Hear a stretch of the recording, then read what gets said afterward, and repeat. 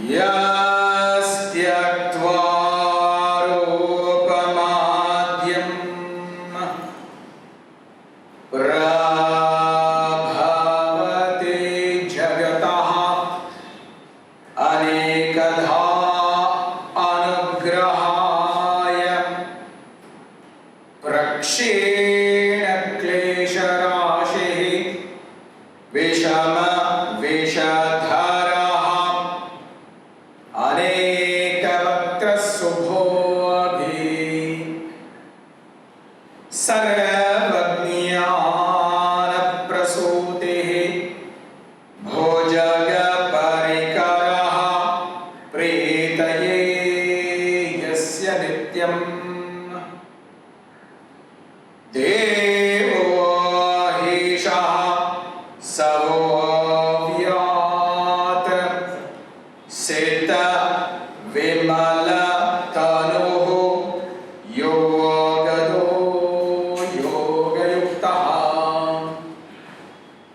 yogena chittasya padena vacham malam sharirasya cha vaidyakena yopakarottam pravaram muninam Patanjalim pranjalinanatosmi Abahu purushakaram shankhachakrasidharinam sahasra shirasam shvetam pranamami Patanjalim Srimate Anantaya Nagarajaya Namo Namaha Patanjala Mahabhashya Charaka Pratisamskritaihi Manovakaya doshana Hartre Ahipataye Namaha Bhashyakrit Sutra Chapi Nirmalantam Surupinam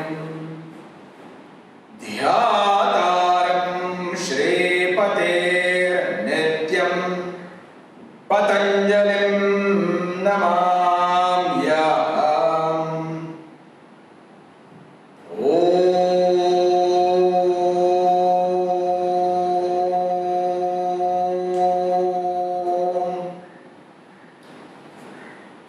Tato dvandvana bhegataha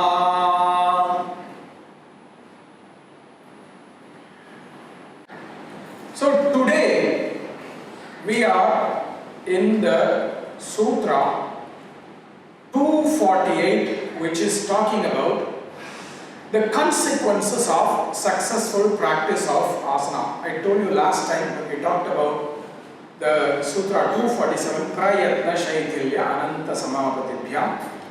Patanjali is saying that we have to practice asana as a prayer, as a process rather than as a physical exercise. And the key thing about that is the word Ananta Samapatibhyam, as if it is a meditation, as if it is a meditation on the divine Ananta, who is limitless, boundaryless, and when we practice asana like that, we have a certain benefit. And that sutra describes to us how the body is like a temple and the practice of asanas is like a prayer. And this is very important for us to remember. We should never forget this, that asana practice is a prayer. It is not a physical exercise. There is a very big difference between how exercise is done and how yoga is done. Asana is part of yoga, so it should not be done like exercise. If you want to do exercise, please you can find other things which are exercises like gymnastics, sports, But please don't make yoga, especially yoga asanas, as exercise. That is not correct. Don't call it yoga. So when we practice in that spirit, Patanjali says tataha dvandvan anabhigataha. Tataha as a consequence of the previous sutra prayatna shaithilya ananta samapatibhyam, through which we achieve sthira sukham. Dvandva anabhigataha. The sutra divides like that, but it needs some explanation. The word tataha. Tataha means as a consequence. Ācārya Krishnamacharya says tataha asana abhyasat svashariraihi pīdām anubhavanti. That means when we start the practice of asana, like it has been described before, prayatna shaithilya ananta samapatibhyam, in the beginning, svashariraihi, in one's own body, pīdām anubhavanti means he or she will experience pain. Now, this is a very controversial topic, because what Ācārya is saying is that there is pain that is hidden inside that will be revealed. You don't need to create more pain in the practice of yoga by pushing your body. This is our modern people. We are somehow masochistic, so we want to cause more pain to our body than already existing. The reason for this is because we have so many experiences in life of suffering from our conception that are stored as imprints in the body through concept that is called vasanas. We ignore that. That's why our body has blockages. In the yoga's point of view, why our body has blockages is mainly because there is some energetic block that is preventing the body to move naturally. We are not made defective, or the intention is not to be defective, but somehow through the vasanas that we are inheriting and the vasanas we are accumulating, there is a lot of defect, there is a lot of blockages we create in the body. Just as a simple experiment, try this when you have some free time. Start connecting with somebody who you know in your life, who has been a source of great suffering for you. You will see that your body becomes tense, your breath becomes choked. There is a physiological reaction to the body, to the breath, when you are just visualizing such a person. Now, you push that person subconsciously. How many of us can actually say we have forgiven such people? We have not. Many of us, we have a big list of persons that we have anger towards, aversion towards, which we are carrying. Therefore, they stay inside, creating all these tensions in the body. And that's why there is many times muscular problems, joint problems, breathing problems. This is one major source. So, when we start practicing asana in the proper way through the practice of conscious regulation of breath, the breath starts moving and it wakes up some of these dark memories we have, dark impressions we have, and that will create suffering or pain already in our body, in our breath, because these things have to be dealt with. That's why, my dear friends, we have enough pain which is existing in our body. It's like pre-existing condition. We have enough pain. We don't need more pain by somebody pushing us into asanas, or by our ego pushing us into asanas and creating further more pain to this poor body. That's why Ācārya says, in the beginning, such pain will arise. Hatha Yoga also says this. In the beginning, the body will start trembling and shaking. Then they will sweat, then they will become more calm. So Ācārya Krishnamacharya says, Swasharirehi pidam anubhavanti tan nivaranaya. When that pain, when those kind of suffering have been liberated, then you start having stiram and sukham. You cannot expect to have stiram and sukham until such traps are liberated. So that's why it's normal that when we are consciously regulating our breath in asana practice, it's possible that hidden suffering is revealed. We have to look at them. We cannot say that the practice is wrong because I want a life of comfort. The modern era, we love the comfort phenomena. We want everything to be comfortable, convenient. We don't want to look at those that are already existing. The greatest fear we have today is not the fear of death. It's the fear of being ourselves or knowing ourselves, because we have so many dark sides inside of us that is coming from our past that we are afraid to look at, we are afraid to even acknowledge. That's why one of the qualities that Patanjali and others are saying for beginning yoga is what is called dhairyam, confidence or courage. If we don't have confidence or courage, we are not really ready to embark on the journey of yoga. It's just an illusion. We're just doing some exercise. It's not really yoga because it's not really doing something inside to transform you. You can't just think that if you get big muscles, you are a yogi, because then all bodybuilders will be yogi, but unfortunately they are not.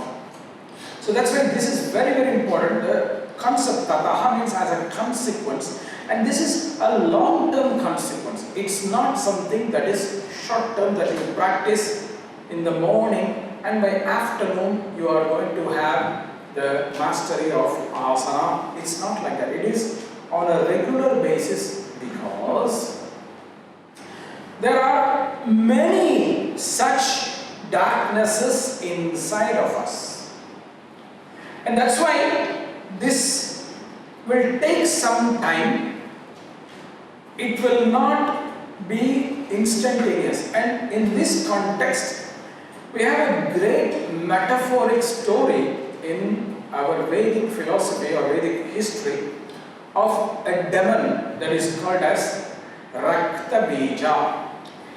Rakta Bija is one of the demons that was actually destroyed by goddess Durga.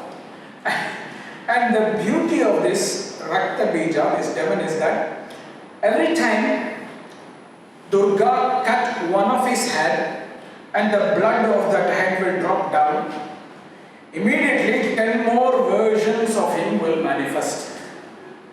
And she will have to fight the 10 more. So ultimately she had to kill him without spilling his drop of blood on the floor. It's a very great metaphoric story. It's a very great metaphoric story. This is fascinating because this is metaphor for our demons that we are carrying inside. You chop one head of the demon, which maybe you have one anger towards one person, you think that's finished. 10 more will wake up. You will suddenly find that there are 10 more persons that you are hating, 10 more persons you want to attack, 10 more persons you want to kill, and you have to deal with that. You kill those 10 more will come. That's why the metaphor is you have to destroy them without spilling blood. What's the metaphor for that? That means with compassionate, light way, not in a harmful way. And this is part of the problem in the modern era. Everybody wants to attack those who have hurt them. whether you look at politics or you look at even yoga field or you look at in families, people who get hurt by somebody, they want to attack the other person. That's not the right way. The same way in the body, if you have pain, don't think you have to attack it with more pain, you have to attack it with light. That's where the concept of prana comes in. Prana is light. Prana is, when you use prana to metaphorically destroy this, there's no blood spilled. Because you are somehow transforming the dark into light. So there's no killing. And that's why this metaphor is so important. It's the same with our body. We have enough pain, enough suffering. We have so many people who have caused trauma to our life from our own life experiences that we are carrying. We can't attack them. It's not going to solve the problem. It's not our job. We have to deal that with light. The same, the body is carrying that pain. You can't, many people use the word push through that pain. That's the worst thing you can do. The better word will be breathe into that pain. Then you are giving light to that pain. You are giving light in the form of energy. And maybe that pain will reduce, maybe that pain will increase, but at least you are not pushing that to make it worse. And we have to be extremely patient. That's why the word tataha is as a long-term consequence, which we have to sustain the practice on a regular basis. It's not one-off practice, 9 o'clock you do, 10 o'clock you are liberated from this problem. And the beauty of this is, these things, the pain or the suffering that will wake up, may not even come during the practice, it may come at another time. Maybe it comes one day later. Maybe it comes 1 week later. Maybe you're on a train from your house to the office, or back from the office to your house, or maybe you are sitting with your friends having a coffee. The trigger may not be in the environment. The trigger has happened. That's why Patanjali says, Drishta Adrishta Janma Vedaniyaha. Consequences sometimes are seen immediate, sometimes they are not immediate. You see them only much later. So don't think if you have no pain during the practice, it's fine. It may actually wake up some pain later, which you never know. So that's why this important thing which we have to remember is, if the practice is not forced, if you have followed the principles of Prayatna Shaithalya and Ananta Samapati, and it wakes up some suffering, that's not bad. That suffering will not repeat. Maybe it comes out, you deal with it and it's gone. You acknowledge it and it's gone. Whereas by pushing, we are aggravating the suffering. That's a different approach. Tan Nivaranaya, when that has happened, Dvandvana Anabhigataha. It's a very fascinating concept. Dvandva means the dualities or the extremes or conflicts. Why do we have a conflict? I have one opinion, you have another opinion, therefore we have a conflict. It's an opposite. If we both have the same opinion, there's no conflict. Right? So Dvandva has many layers of meaning. We'll come to that in a moment. Anabhigataha. Abhigataha means we are affected by conflict. Anabhigataha, we are not affected by these conflicts. And here Patanjali has chosen this word very carefully, anabhigataha, unaffected by. Now what it means is that he is not guaranteeing you that there will be no conflict. Conflict is a reality. If you put two people in one room, it is destined that in some aspect they will have different opinion. Therefore, when you discuss that topic, there may be conflict. The world is a conflicted place. There's no way that you will have world peace. This is a false reality. This is a false reality. There is world peace does not exist. Peace of mind can exist. That's why in all the Vedic culture, they are only asking, please let me be peaceful. They know that the world cannot be peaceful. You put different animals together. Obviously, one animal is food for the other animal. They will have conflict. One wants to escape, one wants to eat. There will be some conflict. You put two people, there is a competition in one way or the other. So, conflict will not disappear. This you must not have. That's why Patanjali is not saying Dvandva Abhavaha. There is no conflict. There is no dualities. He is only saying you will not be affected by the conflicts. You will somehow, its a metaphor is, you will surf the wave of life. If you look at the ocean, there's waves. Sometimes light goes up, sometimes light goes down. It's like the waves of the ocean. The ocean is not always quiet. Sometimes it's quiet. Sometimes it goes up. Sometimes it will go down. So, the same in our life, there will be moments where we will have something quiet. There will be moments where we will go up. There will be moments where we will go down. If we expect that there is no duality, that there is no conflict, we are in an illusion. That's why some people now talk about this non-dual yoga. They are in an illusion. It's just a marketing gimmick that they are doing to sell their yoga, to differentiate from others, but it basically has no meaning in reality because duality is realistic. Any circumstance, yesterday, a great event happened. India played New Zealand in cricket. And of course, we win. Last week, India played Australia. Of course, we win. So, there is one team can only win, one team will lose. It's a reality. If both teams win, it's not possible. Both teams cannot lose, both teams cannot win. This concept of win-win is quite rare. So that's why duality is a reality. Patanjali is saying, don't expect duality to disappear, but you can not be affected by duality. That is what is the meaning of anabhidharaha. What are we not affected by? Dvandva. Dvandva is like the poles, polarity, the opposites. And commentators talk about it. Shita, Ushna, heat and cold, dry and wet, gross, subtle. So they talk about all these kind of things.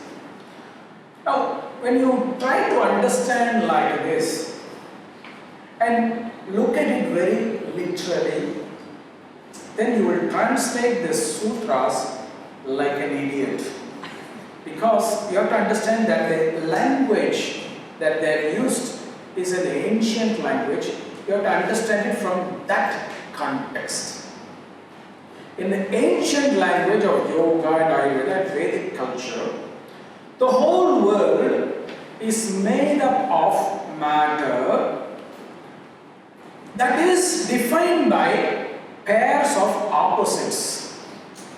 If you study Ayurveda, they talk about 10 pairs of opposites. Now, when you look at these 10 pairs of opposites, certain attributes are defining what is called vata. Certain attributes are defining what is called pitta. Certain attributes are defining what is called kapha. Vata, pitta, kapha are certain humors in the body, which is called dosha, which is called gunas. And what the Dvandva here refers to is that these pairs of opposites will not affect you. Because there are some stupid people who translate the sutras, heat and cold will not affect you. So you can put your hand in hot water, it will not burn you. You put your hand in cold water, it will not make you numb. Such a translation exists, and that is really an insult to the great Patanjali and his teaching of yoga. The same, they say, summer will not affect you, will not be affected by summer, you will not be affected by winter, you don't have to wear any clothes. This is not really the message behind Patanjali's sutra here. Here it means that the duality of life is real. All these things that are made up of the gunas, which is the whole world.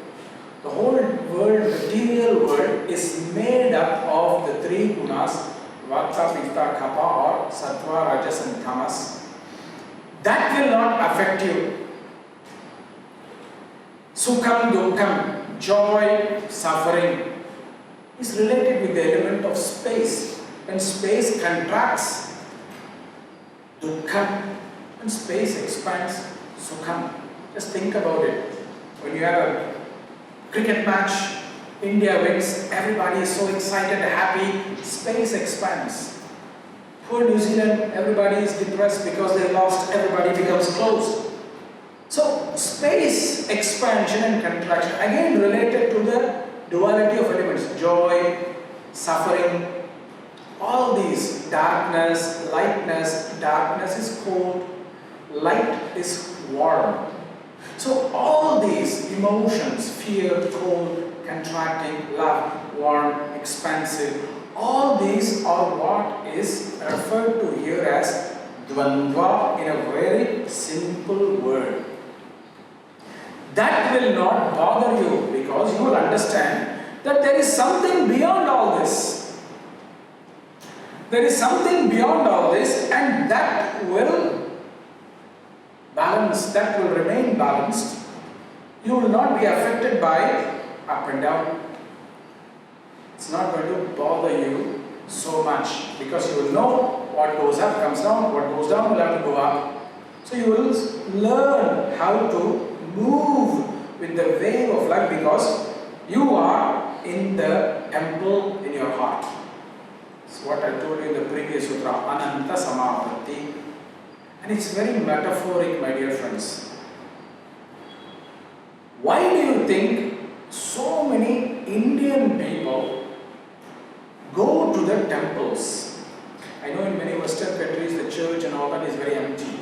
In India the temples are always full. Why do you go? Devotion is not the number one motivation. Conflict is. Go to the temple, many people want to pray that this problem is solved. I want my problem with my husband to be solved, God. I want my children problem to be solved. I want this marriage problem to be solved. Always people go to the temple. The number one motivation is conflict. And very often when they go there, no matter what the conflict is, in the temple they feel peaceful when they are with the God. Metaphorically, that is what will happen to us. When we go to that temple in our heart, conflicts disappear. We won't be affected by conflict because we know that all those things are transitionary. Some moments it will be there, some moments it will not be there. So, what remains is that divine in our heart, that is eternal, what is called Nitya Tattva. And that's why many people have talked about this. Even Ācārya, Krishnamacharya is saying when we practice yoga, we have to connect with the divine in the heart. Nrityati yogi hridaye dhritva sundara vapusham lakshmi kantam jagadadharam paramatmanam nandati nandati nandatyeva.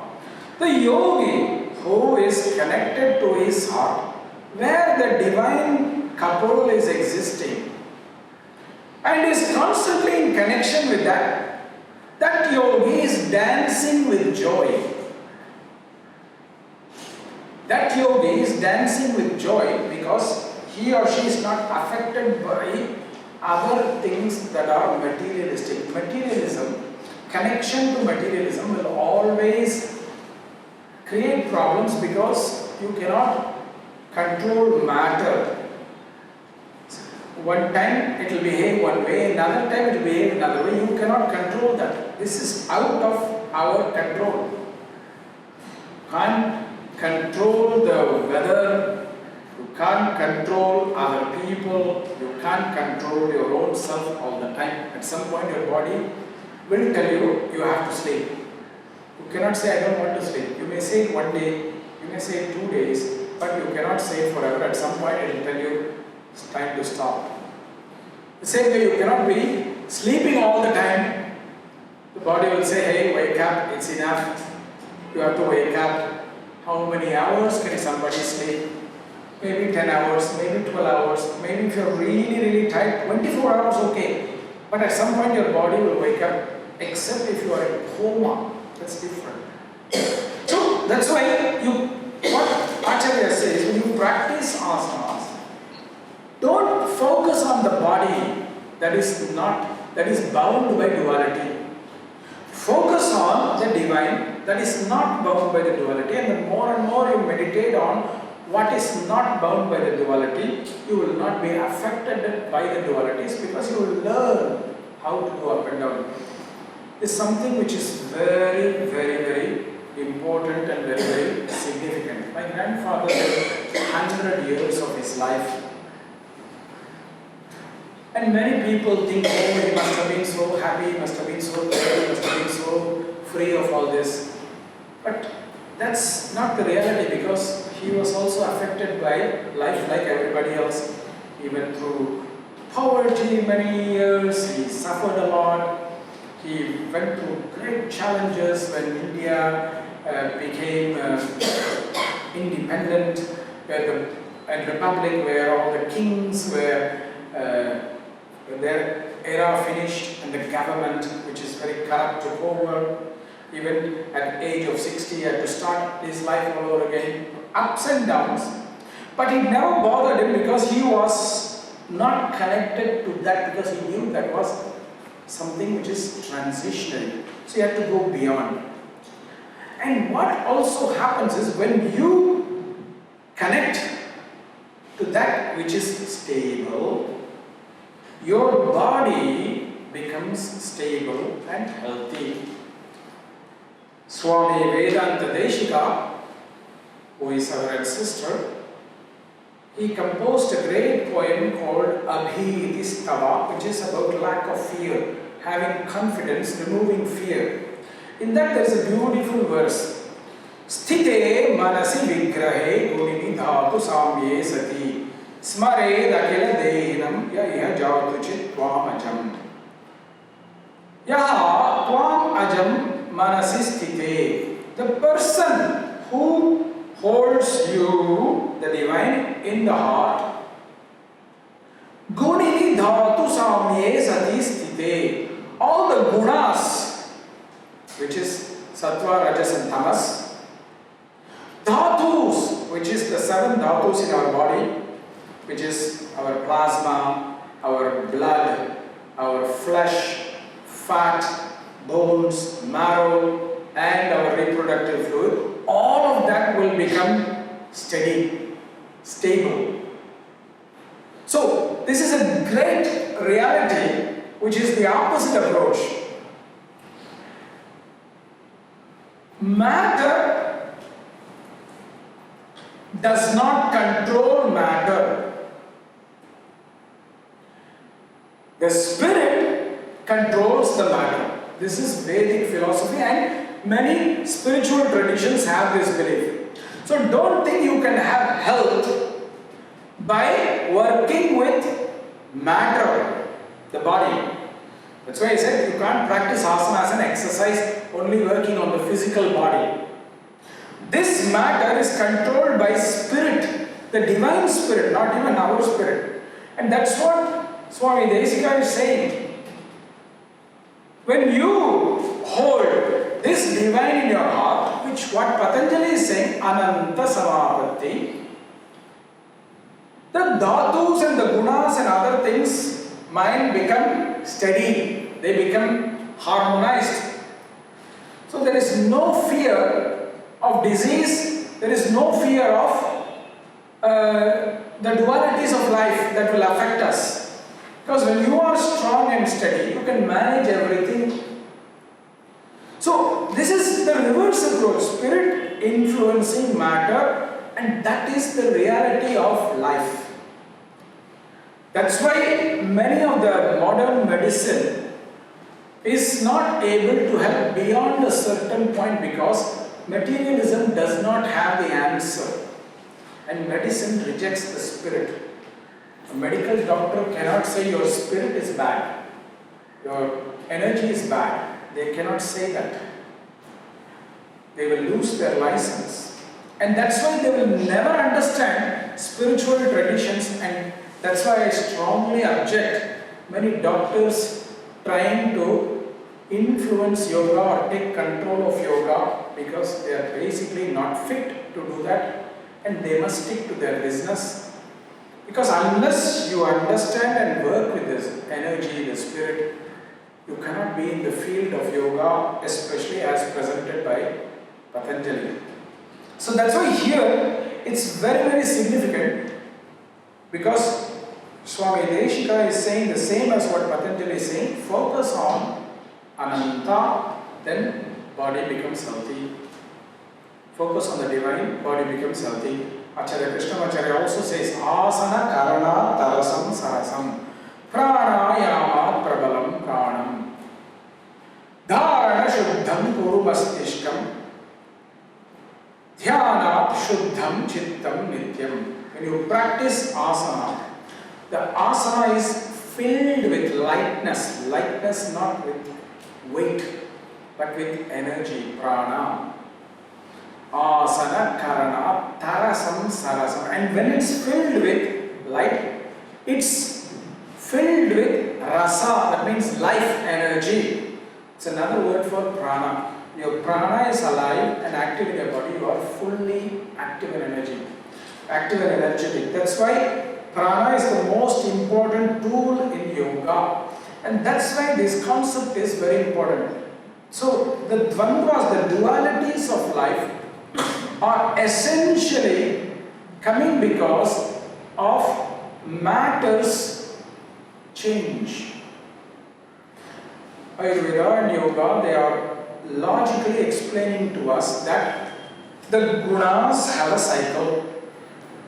Kapha will slowly lead to pitta, will slowly lead to vata, will slowly lead to kapha, will slowly lead to pitta, will slowly lead to vaja. There is a circle of life. You take the seasons, you take plants, you take daytime, you take eras, you take our human evolution. Always this cycle will be repeated, it will keep changing. And that's why duality is a reality. You cannot say that there is non-duality in this world. And that's why practice of yoga is not to eradicate duality. It's not to eradicate duality. It is to transcend being affected by the duality.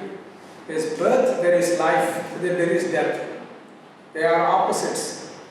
We celebrate one, we grieve for the other.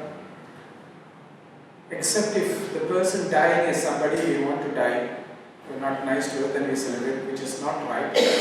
But it's a duality, birth and life. So there are many such dualities that we are continually affected by. It's impossible not to be affected, not to be influenced by them, but we have to transcend that. That's why the word anabhigata, very strong word. Very strong word. It's a mahaprana, anabhigata. Because duality strongly influences us. Forcefully influences us. Abhigatam. Very forcefully influences us. We cannot control it. Look at Australia fires, strongly influencing people and animals. Look at the virus in China now, strongly influencing people. Some months ago, there was some typhoon in Philippines or volcanic eruption in Philippines, strongly affecting people. It takes over, you can't even control. It's so fast, so powerful that we cannot control them. What we can control is our reactions to them. That's why I told you earlier, this world peace is a nice statement in some beauty contest. And they ask, what do you want? I say, world peace. It's not really a reality. You can have peace of mind, peace of heart. That is possible. But this concept of global peace, it's not possible. Because it's not just because of us humans. Conflict existed before humans, and I guarantee you it will exist after humans, because I think we are soon going to be finished in the future. But there will be some robots which will take over the world, and they will fight as well. I don't think they will all be peaceful as well, because competition is normal when you are surviving in this world. So one way or the other, conflict is a reality which we have to accept.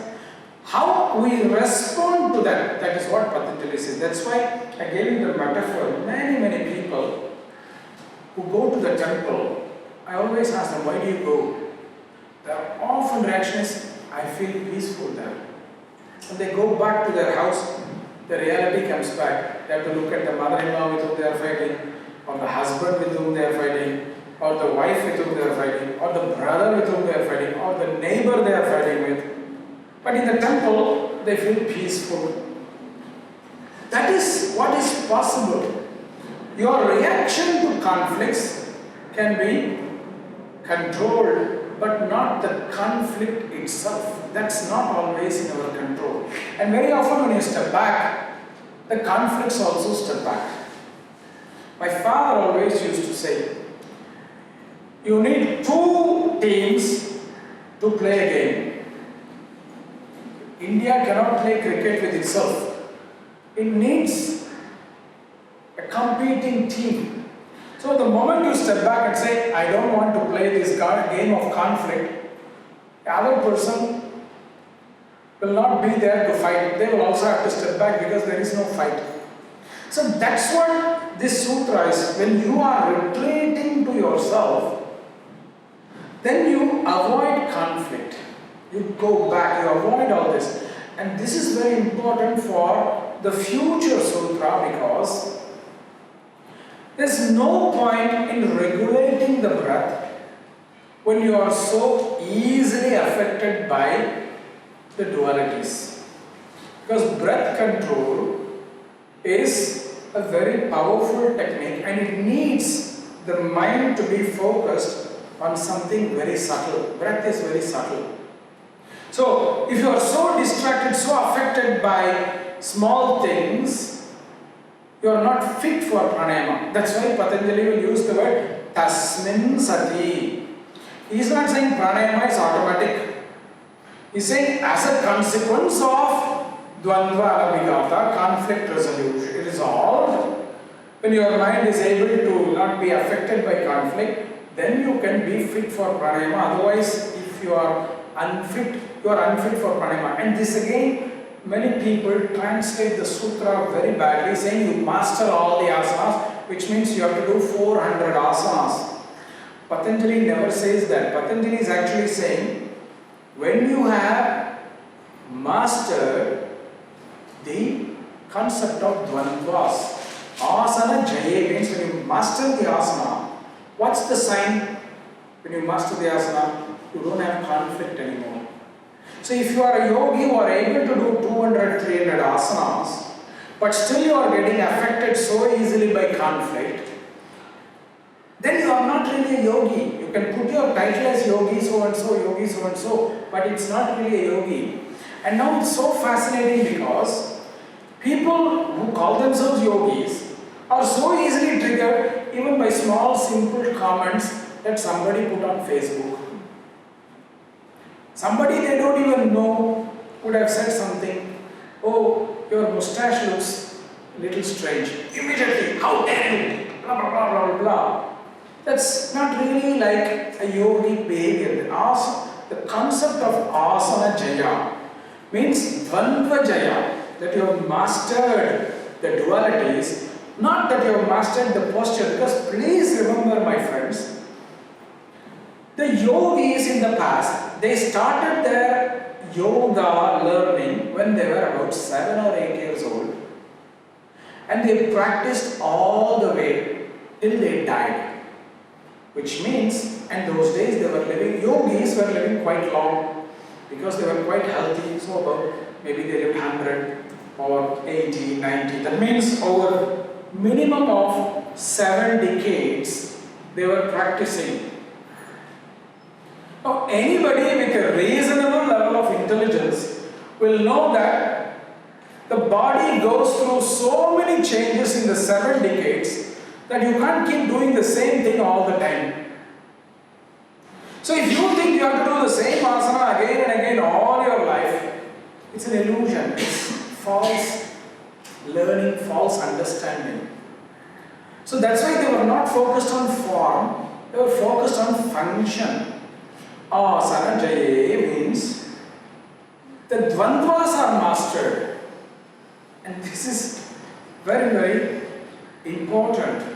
My father once told me a story of a very famous yogi who was delivering a lecture. My father was attending the lecture. This was in England long ago, probably in the 80s. And the yogi was giving a talk, then a demonstration of many difficult asanas, and then question-answer session. And in the question-answer session, people would write the questions and send it in the box, and the yogi will read it and then answer. And my father said something very funny. So obviously at one point there was some question that the yogi was reading. And he was reading it not loudly but within himself. And this disturbed him. And the yogi screamed at the audience, "Who dare ask this question?" But he did not even say which question. Everybody remained quiet. Nobody had asked this question. Okay, I don't have to answer. Now, this is not asana jaya. Just before he had demonstrated 20, 30 asanas, so complicated, and everybody was clapping. But that's not what Patanjali is saying here as the greatness of asana practice. The greatness of asana practice not to be provoked by even small questions that somebody has asked. So this is the concept of dvandva anabhigata, which is to transcend conflicts, to transcend the polarity of life.